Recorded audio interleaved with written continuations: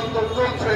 কাজেই সেই স্বাধীনতা বিরোধী এবং চব্বিশের চেতনা বিরোধী চক্রের বিরুদ্ধে আমাদেরকে গ্রামে গঞ্জে পাড়া মহল্লায় ইউনিয়ন ওয়ার্ডে উপজেলা পৌরসভায় জেলায় সর্বস্তরে সতর্ক পাহারা থাকতে হবে। সতর্ক আমরা বিশ্বাস করি এই গণতন্ত্র মুক্তির সংগ্রামে দীর্ঘদিন নেতৃত্ব দিয়েছেন এদেশের অবিসংবাদিত ব্যক্তি এবং খালেদা জিয়া, যিনি স্বীকার করে এই জাতির মুক্তির সংগ্রামে নেতৃত্ব দিতে গিয়ে আজকে নিজে মৃত্যু মুখে পতিত। দীর্ঘদিন যাবৎ উনিও জীবন মৃত্যুর সন্ধি করে মৃত্যুর সঙ্গে পাঞ্জা লড়ছে। আমরা সকলে কণ্ঠে আপনার কাছে দোয়া করবো আল্লাহ যাতে তাকে সুস্থ করে দেয়। প্রিয় উপস্থিতি, আগামী 25 ডিসেম্বর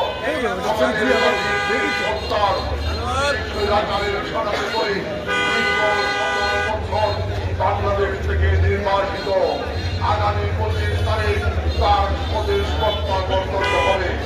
আগামী 25 ডিসেম্বর এই বাংলাদেশে বীরের দেশে জাতির বীর সন্তান প্রিয় নেতা জাতির মুক্তির সংগ্রামে দীর্ঘ 16 বছর যার নেতৃত্বের নির্দেশনায় আমরা মুক্তির সংগ্রাম করেছি সেই প্রিয় নেতা যার নেতৃত্বে সারা বাংলাদেশের মানুষ ঐক্যবদ্ধ হবে আগামী দিনে ফ্যাসিস্ট মুক্ত, দালাল মুক্ত, স্বাধীনতা বিরোধী চক্র মুক্ত আগামী দিনের স্বপ্নের বাংলাদেশ প্রতিষ্ঠার স্বপ্ন দেখছে সেই তারেক রহমান বাংলাদেশের স্বদেশ প্রত্যাবর্তন করবেন।